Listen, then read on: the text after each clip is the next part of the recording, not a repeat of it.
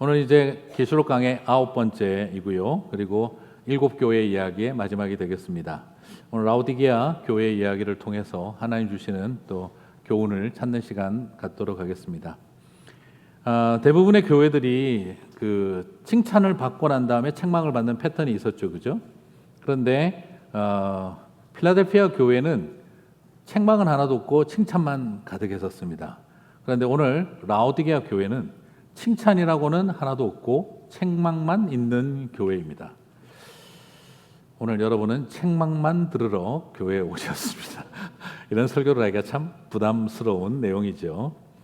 자, 여러분, 그러면 라오디게아 교회가 이처럼 책망을 많이 받았다고 한다면 최악의 환경 가운데 있다 보니까 그렇지 않았을까 싶기도 합니다. 하지만 우리가 지난번에 살펴보았던 것처럼 최악의 환경에 있었던 교회는 필라델피아 교회였습니다. 최악의 환경 가운데 있었던 필라델피아 교회는 책망이라고는 하나도 없이 칭찬만 받은 교회였습니다. 그렇다면 오늘 라오디게아 교회는 책망만 받았다면 도대체 어떤 환경에 있었던 걸까요? 얼핏 생각하면 환경이 힘들지 않았겠나 싶지만 전혀 그렇지 않습니다. 사실 라오디게아 교회는 최고로 좋은 환경 가운데 있었던 교회였습니다. 가장 힘든 환경 가운데 있던 필라델피아 교회는 칭찬을 받았고 가장 좋은 환경 가운데 있던 라오디게아 교회는 책망만 받았습니다. 다시 말하면 환경이 우리들의 신앙을 결정하는 기준이 되지 않는다는 것을 발견할 수가 있습니다.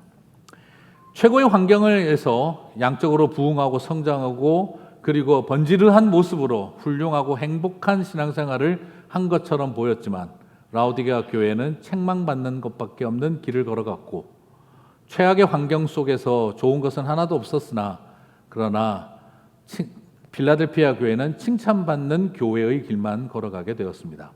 오늘 우리는 환경을 바라볼 것이 아니라 나는 어떤 길을 가는 성도 교회여야 할까를 저와 여러분이 한번 생각해 봤으면 좋겠습니다. 오늘 라오디게아 교회를 살펴보면서 우리 안에 이 라오디게아 교회의 누룩이 틈타지 않도록 경계하는 시간이 되기를 주님의 이름으로 축복합니다.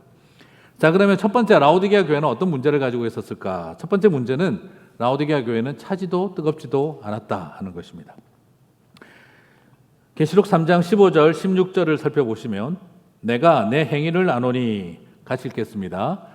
내가 차지도 아니하고 뜨겁지도 아니하도다. 네가 차든지 뜨겁든지 하기를 원하노라. 네가 이같이 미지근하여 뜨겁지도 아니하고 차지도 아니하니 내 입에서 너를 토하여 버리리라. 자, 여러분, 이 뜨겁지도 않고 차갑지도 않은 이 미지근한 신앙에 대해서 누가 오늘 이 말씀을 묵상하더니 저한테 와서 그런 이야기를 하더라고요. 목사님, 미지근한 신앙생활을 해서는 안 될 것 같습니다. 그렇지요. 저는 앞으로 절대 미지근한 신앙생활을 더 이상 하지 않기로 결단해서 앞으로 교회를 나오지 않기로 결심했습니다. 더 이상 미지근하게 끌려다니는 신앙생활을 하지 않고 확실하게 안 하겠습니다. 자, 상당히 재미있는 해석이었습니다만 하나님께서 눈을 탁 찔러주고 싶은 그런 이야기가 되겠죠. 자, 그렇다고 한다면 이 뜨겁든지 차갑든지 신앙생활을 확실하게 한다는 말도 또 약간 어렵습니다. 그러므로 나는 이성적이고 지적이고 교리와 말씀 중심으로 차갑고 시원한 신앙생활을 하겠습니다. 나는 그렇지 않고 가슴 뜨겁고 열정적이고 벅차고 성령 충만하고 은사 체험하는 그런 신앙생활을 하겠습니다. 둘 중에 하나를 선택만 하면 되는 것일까? 약간 애매하기도 하죠. 실제로 옛날에 미국 사람들은 그렇게 말을 했다 그래요. 누가 와서 이 마을에 장로교를 가고 싶은데 어디로 가면 됩니까? 냉장고 옆에 가보십시오. 그렇게 미국 사람들은 말했다고 그래요. 침례교회를 가고 싶은데 어디로 가면 됩니까? 그러면은 그 강가에 가보십시오. 그렇게 이야기를 하고 오순절 교회를 가고 싶은데 어디로 가면 됩니까? 그러면 난로 옆에 가보십시오. 이렇게 이야기를 했다는 것이죠. 뭐냐면 미국 사람들이 보기에 장로교 교인들은 그냥 냉장고 같은 사람들이고 장로교 교회는 냉장고 같은 교회고 오순절 교회는 옆에만 있으면 뜨거운데 손 잘못 대면 화상 입는 난로 옆과 같고 그리고 침례교회는 강가에만 있는 것 같다. 전혀 영향력과 삶의 의미가 없는 것처럼 보였기 때문에 풍자하는 말이었던 것이죠. 자, 그러면 우리는 어떤 교회가 되어져야 할까요? 장로교회니까 우리 교회도 냉장고 같은 교회를 할까요? 여러분, 우리 교회가 뜨거운 교회가 되어야겠습니까? 아니면 차가운 교회가 되어야겠습니까? 입장 난처한 질문이죠. 네. 여러분 보시기에 저는 뜨거운 목사입니까? 차가운 목사? 이것도 대답하기가 난처할 것 같아요. 자, 그러면 뜨거운 건 좋은 거고 차가운 건 나쁜 걸까요?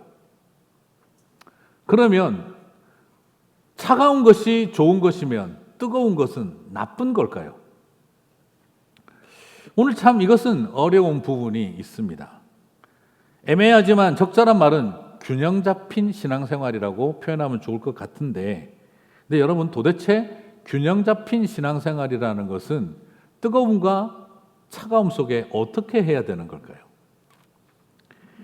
말씀을 보더라도 균형 잡힌 것은 미지근한 신앙생활을 말하는 것은 분명히 아닙니다. 많은 분들이 착각하는 것 중에 하나가 나는 균형 잡힌 신앙생활을 하고 싶기 때문에 나는 좀 미지근한 신앙생활을 하는 것이 균형 잡힌 것인 것처럼 오해하고 착각하는 경우들이 있습니다. 그러나 오늘 보신 것처럼 미지근한 것은 균형 잡힌 것이 아니라 예수님이 아주 책망하는 신앙 상태입니다. 여러분, 그러므로 균형 잡힌 신앙생활은 뭘 말하는 걸까? 저는 이렇게 정리드리고 싶습니다. 뜨거울 것은 뜨거워야 하고 차가운 것은 차가워야 한다는 것입니다.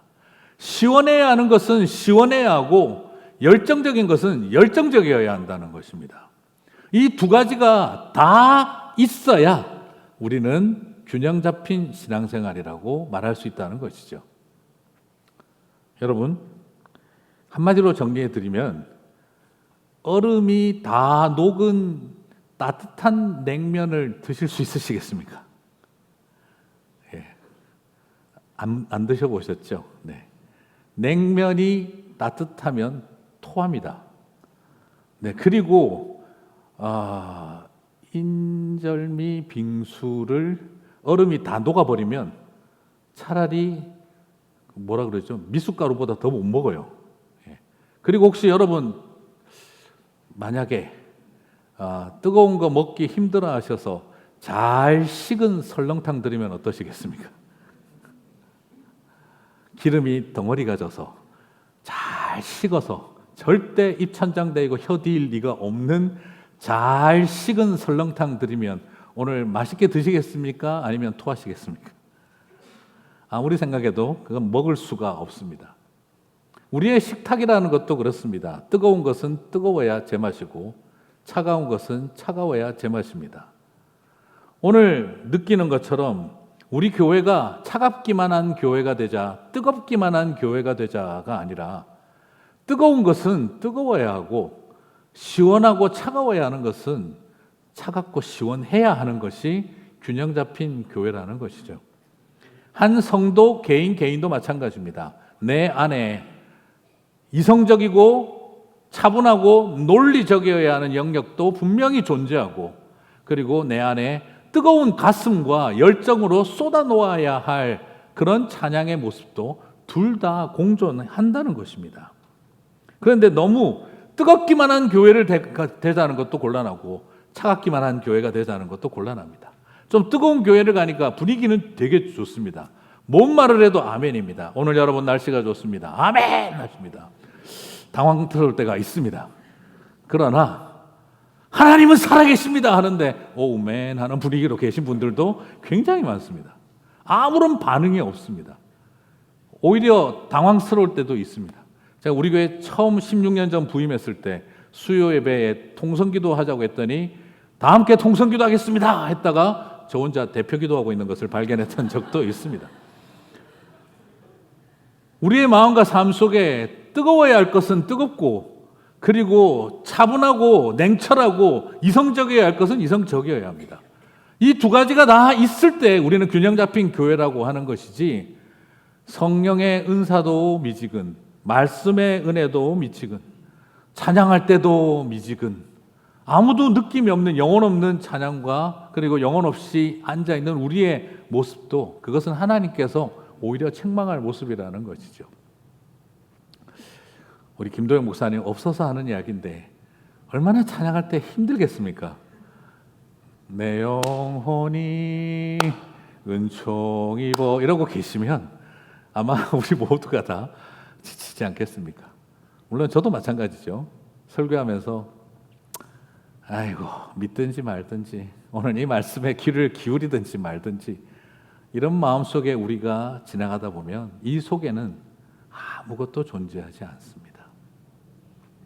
오히려 저는 부탁드리고 싶습니다. 새초롬하게 앉아서 오늘 한번 은혜 줘봐라 하는 분위기도 우리에게는 그것은 참으로 주님 앞에 책망거리고, 그리고 또한 나는 제발 주여 우리 교회가 주여 안 시키는 교회가 되게 하옵소서, 그렇게만 하고 있는 것도 답은 아닙니다.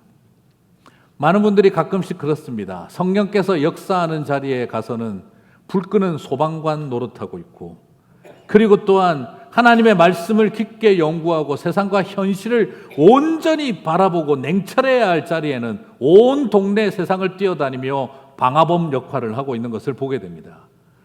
불을 피워야 하는 곳에서는 성령의 불을 끄는 소방관 역할을 하고, 이곳에서는 냉철하고 그리고 또한 지성적이고 이성적이고 명확하게 하나님의 뜻을 찾아야 하는 자리에서는 온 동네에 불 지르고 다니고 있는 누를 범할 수 있는 것입니다.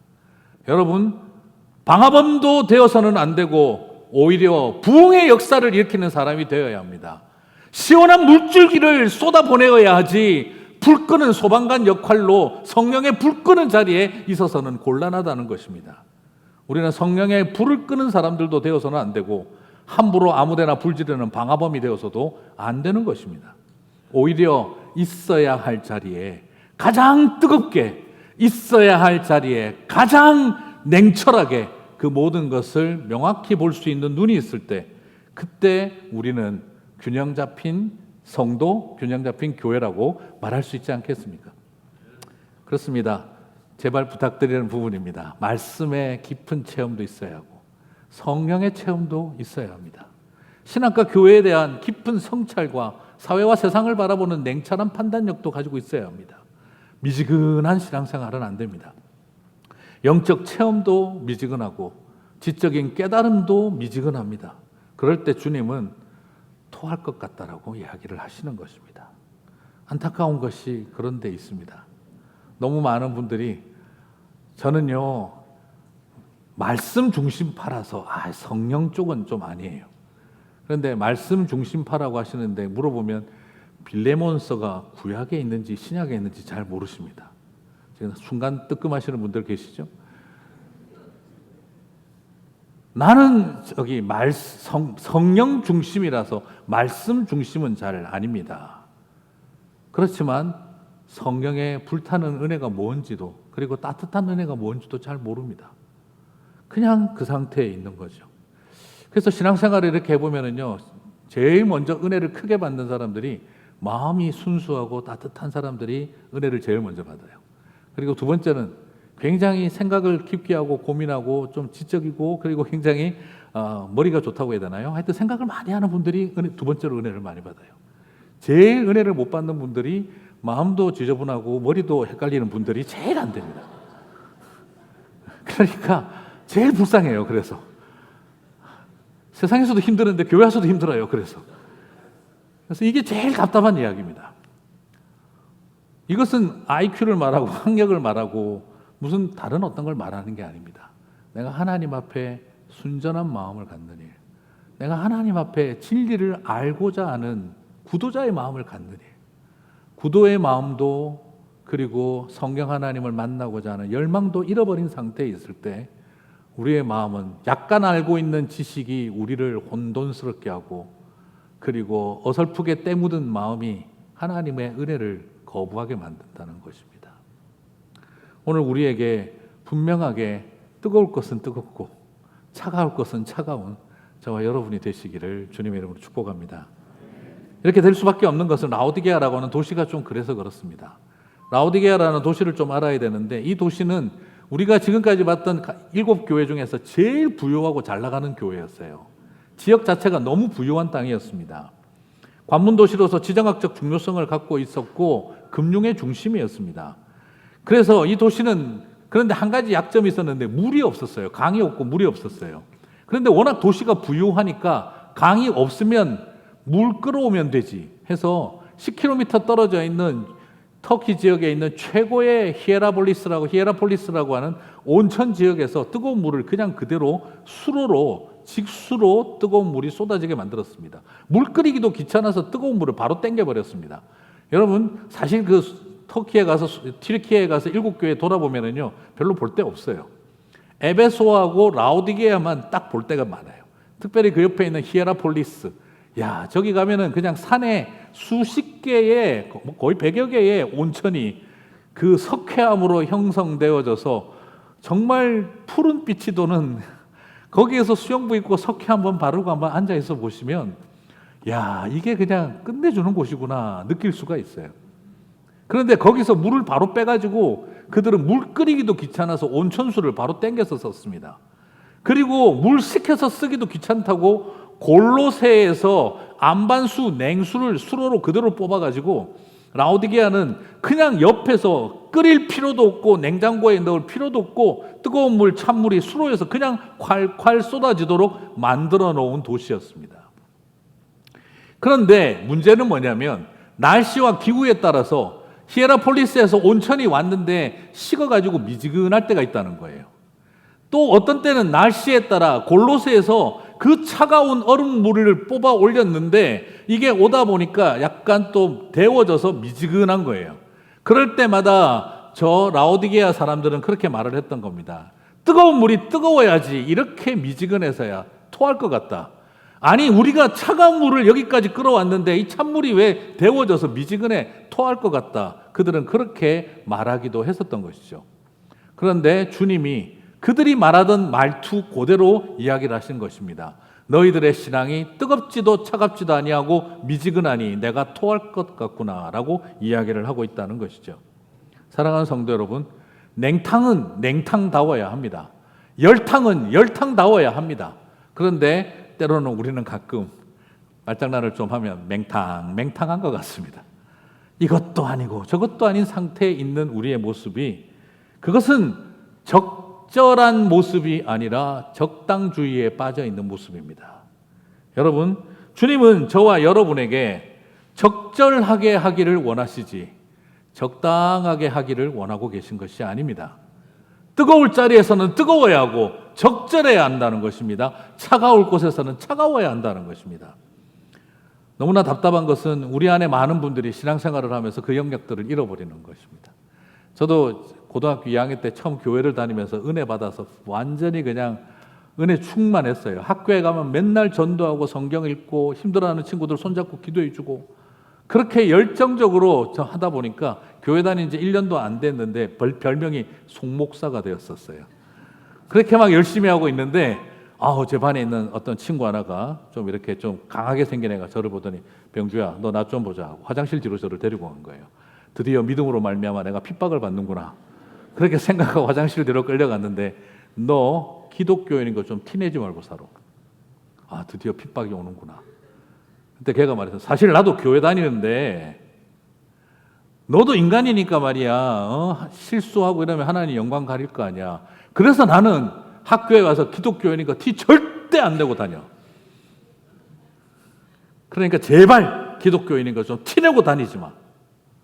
제가 믿는 자에게 핍박을 당할 거라고는 상상도 하지 못했습니다.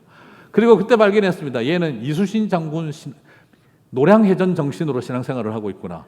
내가 그리스도인인 것을 아무에게도 알리지 마라. 내가 죽음과 부활을 경험한 사람이라는 것을 아무에게도 알리지 마라 하면서 얘는 신앙생활을 하고 있었던 거예요. 사랑하는 성도 여러분, 오늘 우리에게 혹시라도 그런 모습이 있는 건 아닐까요? 누군가가 내가 교회 다닌다는 것을 알았을 때 만약 그분이 너도 교회 다니니? 그 미묘한 말투 속에 느껴지는 당혹감을 우리가 느낄 때 어떻게 이야기를 해야 될까요? 티를 안 내서 문제가 아니라 그리스도인 티를 내고 살아서는 안 되겠지만 그리스도인의 향기가 없다면 그것은 또 다른 문제가 아니겠습니까? 우리에게 필요한 일은 영적 적당주의가 아니라 우리에게는 분명히 적절한 삶의 태도가 있어야 할 줄 믿습니다. 라오디게아 교회는 그것으로 인해서 책망을 받았습니다. 그리고 라오디게아 교회의 두 번째 평가는 나는 부족한 것이 없고 없다고 말하며 자신의 가련함을 알지 못했던 겉과 속이 달랐던 현실이었습니다. 계시록 3장 17절을 보면 네가 말하기를 나는 부자라여 부요하며 부족한 것이 없다 하나 네 공고한 것과 가련한 것과 가난한 것과 눈먼 것과 벌거벗은 것을 알지 못하는도다. 여러분, 이것은 마치 라오디게아 교회를 뭐라고 묘사한 것과 같냐 그러면 벌거벗은 임금님 같다라고 한 것입니다. 어떻게 하나님의 사람들이, 교회가 벌거벗은 임금님처럼 보일까? 겉보기에는 이 세상에서 가장 가볍고 화려하고 부드럽고 느껴지지 않는 솜털 같은 원단으로 옷을 입었다며 퍼레이드를 하고 있는데 사람들은 그걸 바라보며 벌거벗은 임금님이라고 놀리는 자리에 있는 것. 어쩌면 오늘날 이 땅에 많은 그리스도인들이, 이 땅에 많은 교회가 그렇게 우리는 벌거벗은 임금님과 같은 행차를 하고 있는 것은 아닐까요? 라오디게아 지역이 그런 특징을 갖고 있었습니다. 아까도 말씀드린 것처럼 금과 은이 넘쳐서 그 시대의 금융업의 중심지이기도 했습니다. 그리고 또한 검은 양모와 하얀 양모가 많아서 최고의 순모를 공급하는 패션의 1번지이기도 했습니다. 그 당시 7교회에 좋은 건 다 모아놨습니다. 그리고 또한 그들에게는 의대가 있었고, 그리고 그 당시 로마 사회의 최고의 안약을 제조하는 특허의 특별한 처방전을 가지고 있었습니다. 그래서 그들은 의대를 운영하면서 수많은 사람들을 위해서, 눈병과 눈이 잘 보이지 않는 사람들을 위해서 특효약을 공급하는 최고의 의료 도시이기도 했습니다. 수많은 사람들은 의료적인 혜택을 받기 위해 그곳에 관광을 오기도 했고, 패션 명품관에 와서 좋은 옷을 사기 위해 오기도 했고, 최고의 금융업에 와서 유통과 그리고 여러 가지 거래를 하기 위해서도 방문했던 곳이기도 합니다. 그런데 이들을 향해서 주님이 말씀하십니다. 너희들이 벗은 것을 알지 못하느냐? 너희들이 가난하고 가련한 것을 알지 못하느냐? 너희가 눈이 먼 것을 알지 못하느냐라고 말하고 있는 것입니다. 그 교회는 말씀이 아주 좋은 교회다 하는데 하나님 말씀을 아는 게 하나도 없다라고 말하고, 그 교회는 성령이 충만한 교회라고 하는데 성령님이 떠난 교회라고 말하고 있고, 너희들은 가장 열심히 헌신적이고 봉사하는 사람들이라고 하는데 너희들은 다 허탄한 수고를 하고 있다라고 말하는 것과 똑같은 이야기를 지금 주님이 라오디게아 교회를 향해서 던지신 것입니다. 사랑하는 성도 여러분, 이런 도시를 향해 예수님은 역설적으로 너희는 가난하고 벌거벗었고 그리고 너희들은 보지 못한다라고 말한 것입니다. 지금도 어쩌면 이 땅에 많은 교회와 하나님의 사람들이 자신의 그 추함을 숨기기 위해 멋진 미인과 미남의 가면을 쓰고, 무지함을 숨기기 위해 학자의 가면을 쓰고, 두려움과 무서움을 숨기기 위해 독재자의 가면을 쓰며 그렇게 살아가고 있는지도 모르겠습니다. 오늘 주님은 이것이 세상을 향해 한 메시지가 아니라 교회를 향해 던진 메시지라는 것을 기억해야 합니다. 오늘날 이 땅의 교회들이 잘 입고 있는 것처럼 보이는데 벌거벗었다는 것입니다. 이 땅의 교회들이 부유한 것 같은데 가련하다는 것입니다. 이 땅의 교회들이 비전을 보고 비전을 찬양하고 예언을 하는 것 같은데 앞을 보지 못하고 있다라는 것입니다.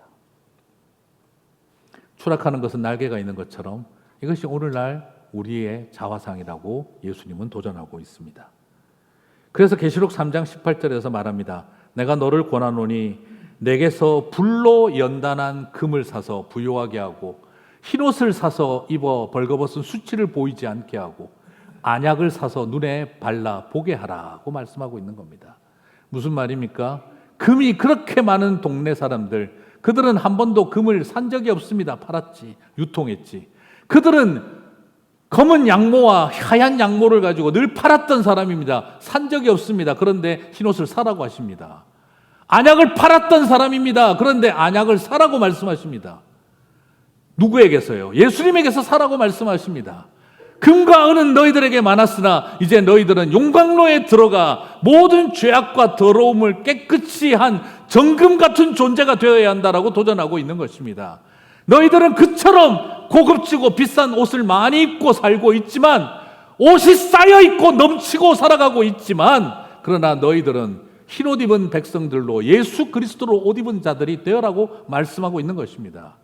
너희들은 그처럼 많은 안약을 세상 사람들에게 팔고 있지만, 너희들이야말로 그 눈을 씻어 나를 보는 영적인 눈을 뜨라고 저와 여러분에게 도전하고 있는 것입니다. 아무리 금과 은이 많아도 우리에게는 정금 같은 믿음이 없다면, 아무리 수없는 화려한 명품들이 넘친다 하더라도 예수 그리스도로 옷 입지 못했다면, 이 세상에 돈 버는 일로 안목이 넘친다 하더라도 주님을 볼 수 있는 눈이 없다면 다 헛것이라고 주님은 말하고 계신 것입니다. 사랑하는 성도 여러분, 오늘 저와 여러분에게 평생을 우리는 셀러였지 바이어가 됐던 적이 없습니다. 그러나 주님은 이제 더 이상 셀러의 자리에 있지 말고 너희들의 모든 것을 팔아 예수 그리스도에게서 사라고 3번이나 걸쳐 강조하고 있습니다. 껍데기들은 이제 그만 던져버리고 정금같이 되고 예수 그리스도로 옷 입고 영안이 열려야 한다는 것입니다. 사랑하는 성도 여러분, 말씀을 이제 정리하겠습니다. 그러면 이 책망 받을 것밖에 없는 라오디게아 교회는 희망이 없는 것일 텐데, 그것은 어떻게 하면 이기는 자의 길을 마지막으로 갈 수 있는 걸까요? 그것은 바로 한 사람이라도 그 문을 열라고 말씀하십니다. 어려운 게 아닙니다. 계시록 3장 20절 21절을 보면, 볼지어다 내가 문 밖에 서서 두드리노니 누구든지 내 음성을 듣고 문을 열면 내가 그에게 들어가 그와 더불어 먹고 그는 나와 더불어 먹으리라. 이기는 그에게는 하고 말씀하고 있습니다. 여러분, 여기서 하나 좀 짚고 넘어가야 할 것은, 우리가 이걸 보통 안 믿는 사람에게 전도용 말씀이라고 자꾸 생각을 해요. 그건 큰 착각이십니다. 교회 안 다니는 사람, 불신자에게 네가 마음의 문을 열고 예수 그리스도를 영접하면 주님이 네 마음의 주인으로 들어오실 거야. 우리 한국에 있을 때도 보면 꼭 버스 앞에 이거 붙여놓는 사람들이 굉장히 많았습니다. 안 믿는 사람들에게 전도용으로 쓰고 있는 거죠. 네, 여러분, 오늘 본문을 다시 보십시다. 이게 불신자들에게 영접하여 예수님을 믿으라는 메시지입니까? 아니면 교회들에게 예수님을 믿으라고 회개하라는 메시지입니까? 오늘 이 메시지는 안 믿는 사람들에게 예수님을 믿으라고 하는 메시지가 아니고요, 교회 다니는 사람들에게 예수 좀 믿으라고 하시는 메시지입니다. 라오디게아 교회를 향해, 교회인데 그 교회에 예수님이 주인이 아니다 이 말입니다. 예수님을 위해서 교회를 세웠는데 그 교회에 예수님이 안 계신다 이 말입니다. 오늘 이 말씀은 어떻게 보면 굉장히 쉬운 겁니다. 그냥 문만 열고 영접만 하면 됩니다. 여러 사람이 열 필요도 없고 여긴 단수형으로 한 명만 문을 열면 됩니다. 그런데 그 교회는 그 한 명이 없는 겁니다. 예수님을 왕으로, 예수님을 주님으로 영접하지 않는 교회라는 것입니다. 무슨 뜻일까요? 사람이 주인되고, 목사가 주인되고, 장로가 주인되고, 교회의 설립자들이 주인 노릇을 하고 있기 때문에 그곳에는 예수님이 주인으로 들어오지를 못하고 계신다는 것입니다. 오늘 이것이 우리에게 주고 있는 도전은, 불신자들에게, 안 믿는 사람들에게 열심히 전도해서 주님 말씀하셨습니다. 누구든지 음성을 듣고 문을 열면 주님이 당신 안에 들어가서 왕이 되어 주실 것입니다. 지금 우리가 교만하게 그 말씀을 전할 때가 아니라는 것입니다. 교회에게 말하고 있는 것입니다. 그리스도인들에게, 목사에게, 장로에게, 집사에게, 선교사에게, 신학교 교수에게 말하고 있는 것입니다. 네 마음에 내가 왕으로 들어가고 싶다. 네 마음에 너야말로 예수를 믿으라 라고 도전하고 있다는 것입니다. 언제까지 네가 주인 노릇하고 있을래? 오히려 우리에게 주인 의식이 가득한 그리스도인들 때문에 주님 의식이 사라진 것입니다. 여러분, 교회 와서 주인 의식 갖지 마십시오. 주님 의식으로 충분합니다. 주님 의식이 가득한 사람들은 시키지 않아도 청지기로 삽니다. 주인 의식이 가득 찬 사람은 주인 노릇하느라 청지기 될 수가 없습니다. 그래서 문만 열면 되는데 그 쉬운 일을 교회들이 하지 않는 것입니다. 그래서 오늘날 이 땅에 많은 교회들이 책망받으면서도 여전히 주님을 향해서는 문 걸어 잠그고 자기들이 대장 노릇하고 있는 것입니다. 사랑하는 성도 여러분, 주인 의식을 가지고 계십니까? 주님 의식을 가지고 계십니까? 참 무서운 것은요, 제가 저 자신에게도 많이 발견합니다.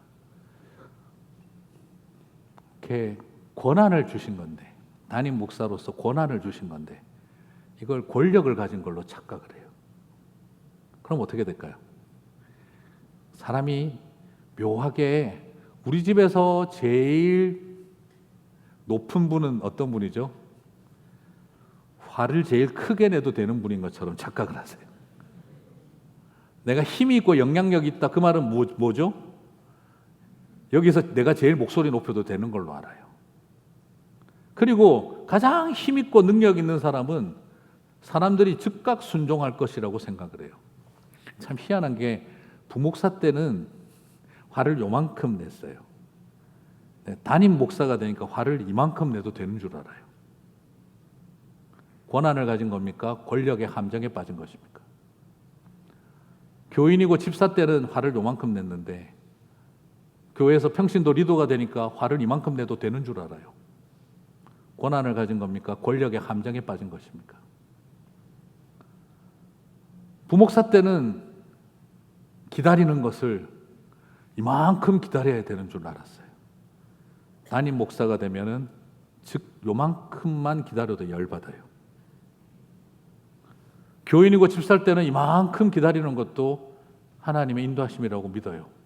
그런데 평신도 지도자가 되기 시작을 하면 말했으면 좀 들어라 하고 즉각 반응을 원해요. 아버지와 어머니로서 권한을 행사하고 있을까? 권력을 부리고 있을까? 남편과 아내로서 권한을 행사하고 있을까? 권력을 부리고 있을까? 아들과 딸로서 권한을 행사하고 있을까? 권력을 부리고 있을까? 내가 이 집에서 목소리 제일 크게 높여도 된다고 생각한다면 그것은 아름답게 권한을 사용하는 사람이 아니라 무분별하게 권력의 힘을 사용하는 것입니다. 그럴 때에 우리의 가정에 예수님은 주인이 아닙니다. 내가 주인입니다. 그럴 때에 내 마음에 예수님이 주인이 아닙니다. 내가 주인입니다. 그럴 때 이 교회에 예수님은 주인이 아니라 내가 주인 노릇하는 것입니다. 주님 의식을 갖지 못하고 주인 의식에 빠져 있는 곳에는 예수님이 계시지 않습니다. 주님 의식으로 가득 차 있을 때 기다릴 줄 알고 그리고 노여워하기보다 위로하는 사람이 되는 것입니다. 마음껏 목소리 높여도 되는 자리에 있다, 즉각 반응을 요구할 수 있는 자리에 있다고 생각한다면 우리는 그곳에 예수님이 주인으로 계시지 않습니다. 사랑하는 성도 여러분, 오늘 이 땅의 교회와 우리의 가정과 그리고 또한 우리의 내면 속에 주님이 주님 되시기를 축복합니다. 예수님은 끝까지 기다리셨습니다. 주님은 우리를 향해 분노하지 않고 불쌍히 여기셨습니다. 아담과 하와의 범죄 때부터 우리를 기다려 오셨습니다. 그것이 주님의 길입니다. 그 길을 걸어가는 이기는 자의 삶이 저와 여러분 가운데 있게 되시기를 바랍니다. 라오디게아 교회 우리가 바라봅니다. 하나님, 뜨겁고 차갑게 하옵소서. 우리 안에 있는 축복과 은혜와 부요함으로 죄의 통로가 되지 않게 하옵소서. 우리가 주인 노릇하지 않게 하시고 주님이 주님 되게 하옵소서.